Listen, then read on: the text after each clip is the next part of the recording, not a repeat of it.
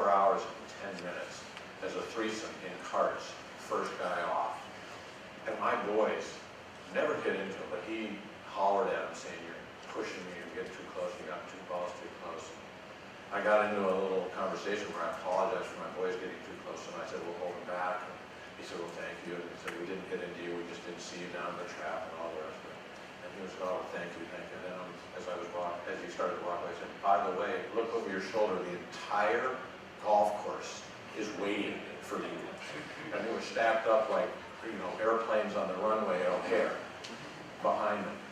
And he goes, "I'm playing fast." I said, "The entire golf course." And you know what his comment was? "I paid my money." And fortunately, I don't carry an AK-47 around in my office. But we've got to break this, because we were on vacation, and we wanted to play golf. Well, they wanted to get to the water slides at Atlantis. If you've ever done, you know, the Abyss, you'll know what I'm talking about. It's, and so if you want the kids to be in the game, don't subject them. We've got to change what's going on. This is my #1 hot button. 1 through 12 is speed of play. This is the thing that is driving.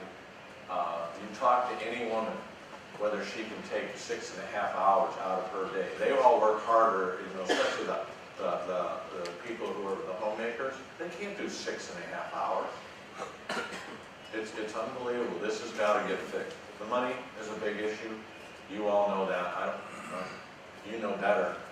If you're running at approximately 50% capacity, just think about if we could raise utilization by 10 or 15 or 20 points. That all goes straight to the bottom line. So lots of issues. Now, here's the bigger issue. Golf ain't cool. Well, my boys don't know any better because we send them to private school and all the rest of it, but they dress like geeks. Well, they certainly don't dress cool. I think they look good, but you know what? We're weird. You all are dressed pretty weird. Right? It's really changed. And I mean, try sending your kid to school wearing some of this stuff. Especially the patch. This is who they look up to. And this is the new world. And you know, it's not John Daly, but it's the guy wearing his hat backwards there that's got everybody all fired up. And you can see, even he is incredibly well dressed and well groomed compared to what you see on average. There's also this concept of taking the phone away from somebody for 6 hours. That just doesn't compute. And we're not utilizing the web. Think about the X Games. That's what kids want to go see. And how we integrate it, you know, Tiger Woods golf is not really building the community. If you want, in fact, it's isolating people from golf, and so we think they're enormous. I mean, this whole social mobile web thing is where it's all at. If you go look at where the Silicon Valley, where the hundreds of billions of dollars of wealth are being created. Now, what has golf done in the social mobile web world today? Not a lot. And other sports are getting there. Look what Nike's done with just jogging. And I don't remember the statistic, Pat, you remember the number of how many millions of miles have been recorded. What they have is electronic odometers in your running shoes that you record on your iPod or iPhone. And since they launched this, they've got 10 to the moon and back 8 times. To the moon and back 8 times, people have recorded their running stuff. Now, we're just in golf alone, just people would like to know how many calories they burn playing golf. I guarantee you, that would be a big. The ladies over there are all shaking their head. Absolutely, they want to know. There's more we can do. There's another problem here, and that is, you've seen, the last 5 majors are non-U.S. And we don't have, and unfortunately our rock star turned out to be a rock star.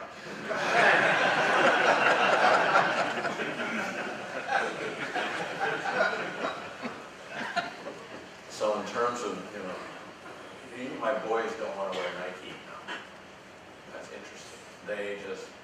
They used to all, want to play Nike golf balls and wear Nike pullovers and stuff. They don't want to wear Nike because they think that's Tiger Woods. Right? So we need, this game right now doesn't have a really great U.S. star right now that are really bringing the kids along. And that's a bit of an issue. Part of the problem is what we've done with golf courses. We build golf courses to sell real estate, low end and high end. And so you end up with something that is very isolated. Now contrast that to the way that golf courses are built in Europe, for instance, which their town center, their town hall, the local putting green is town center, it is the picnic ground, it is where everybody comes out, where kids run around and play. And think about how many of our golf courses out there today are isolated, huge fences, quite exclusive, gated. There's no gate here. That's what's really fun is to watch. You go to a small town in Scotland and you see how the town is built around the golf course, not the golf course built away from the town. And it's so integrated. And I think we're making it very hard for kids to just feel a part of the game and it's part of the city fabric. We've also made it very expensive. I'm sorry, I don't have my notes, the statistics, but it's about 5 or 6 times more expensive to maintain a golf course here in the United States than it is in Europe, in most geographies in Europe. So what are we doing? Why are we doing it? Why do we have to make every golf course look like what you see on TV the week of? I'll tell you what, I played Harding Park 9 months before the President's Cup a few years back here, and it was maybe the most. And I'm a mudder. I'll play on any kind of golf course. It might have been the worst conditioned golf course I've ever played.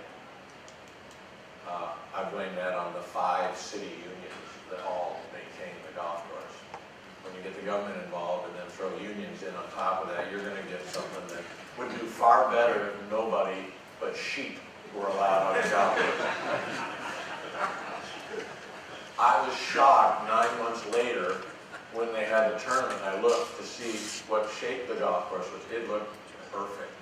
But you spend some money, you make it a lot of money, and somebody else took it over and took control, and all of a sudden you have a beautiful golf course. Well, now everybody sees that on TV and says, I want my golf course to look like that. And the USGA rules kind of assume that your golf course is going to be groomed and marked and managed like that. But it doesn't happen that way. You all can't afford to do what Harding Park spent for 1 week of perfect golf. To do that all year long, yet we're being told by members and by daily pay people, I want it to look like Harding Park during the President's Cup. And this is something that we've got to deal with. I also think, there are some big economic issues. Every time I talk to somebody, I tell them, teach your children Mandarin.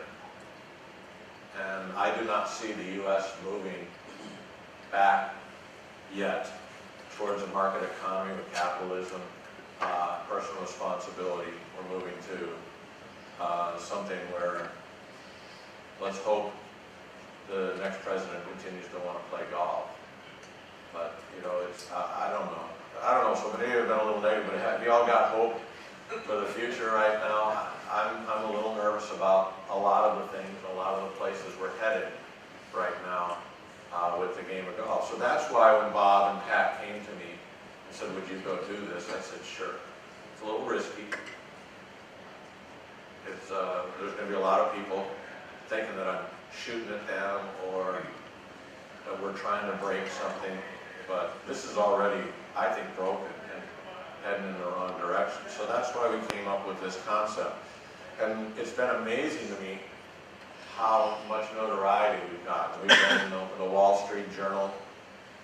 We've been in the New York Times, and we've been on TV, and we've got more than a few people. Mark King has certainly been quite outspoken at TaylorMade about what's going on, and other people are piling on, so we don't feel like we're alone. And there's been a lot of little things: power play golf, big cups, move the tees up, and a lot of 2020 and the first tee. So many efforts, but I would not say that any of those has been moving the needle.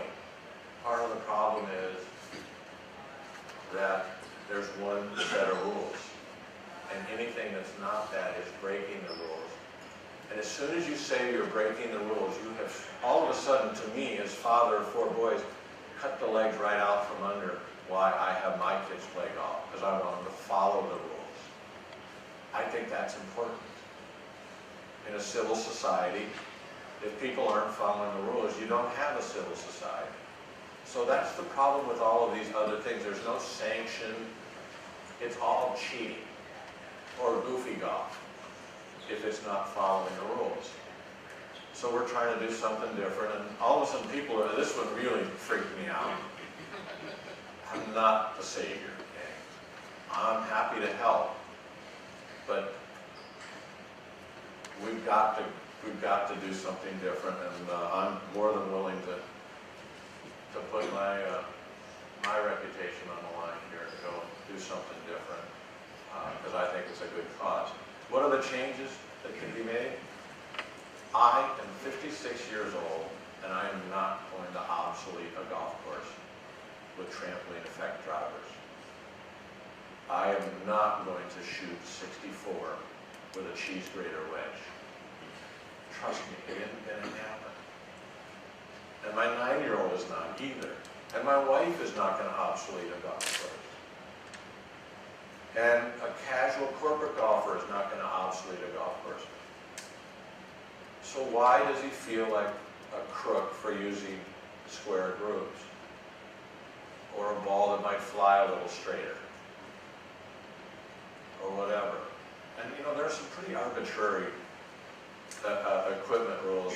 Well, I won't get into all of them, but you know, we need to change things. A very interesting driver design I saw, where, and you think about all of these changes, none of which would change the way you swing a golf ball.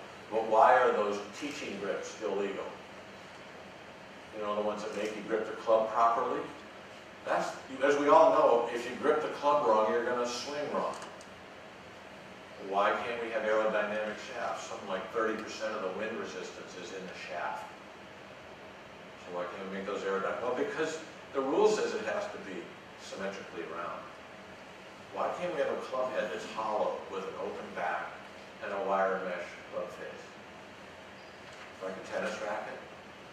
With some aerodynamics that make the club try to fly through the air in the proper direction and plane. So that it just starts to become natural how to swing.